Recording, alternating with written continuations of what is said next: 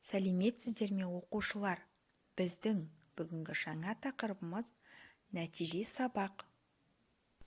Жаңа сөздер, новые слова. Қайталау. Это повторение, ребята. Мы с вами все это проходили на прошлом уроке. А сегодня просто повторим. Еңбекқор, трудолюбивый, ақылды, умный, жалқау, ленивый, ұқыпты, аккуратный, ұқыпсыз, неаккуратный. Вспомнили, да, ребята? Молодцы! Келесі тапсырма. Мәтінді оқы, прочитай текст. Менің досым ауылда тұрады. Мой друг живет в деревне. Ол еңбекқор, ақылды. Он трудолюбивый, ақылды – это умный. Ата-анасына көмектеседі. Он помогает своим родителям. Сабақты жақсы оқиды. Он хорошо учится. Ол аяғы сынған құсқа көмектесті. Ол үлгілі бала. Он помогал раненым птицам. Он примерный мальчик. Жарайсыңдар, балалар. Келесі тапсырмада мы делаем это устно. Ребята, посмотрите на эти картинки. Суреттерге мұқият қараймыз. Сендер бұл туралы не ойлайсыңдар? Что вы думаете об этом? Мальчик на первом картинке.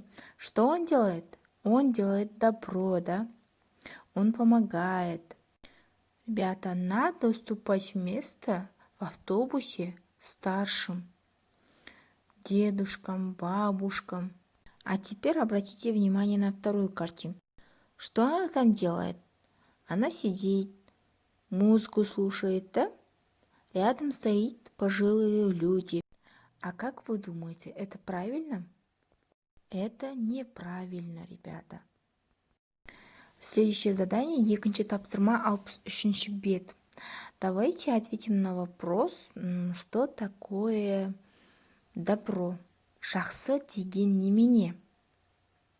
Жақсы дегеніміз, добро это еңбекқор болу, быть трудолюбивым, да? Көмектесу, помогать другим людям, да? Үлкенді құрметтеу, надо уважать старших. Мейірімділік, быть добрым человеком. Доброта. Следующее у нас 5-е задание, 5-ші тапсырма, жазылым тапсырмасы. Мы делаем это письменно, ребята. Пишите в тетради, хорошо? Берілген сөздерді пайдаланып, сөйлем құра. Ребята, вы должны из данных слов составить предложение и запишите их в тетради.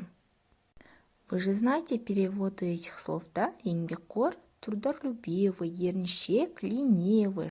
А вот здесь есть пример, ребята. Үлгі, Әлібек өте еңбекқор бала.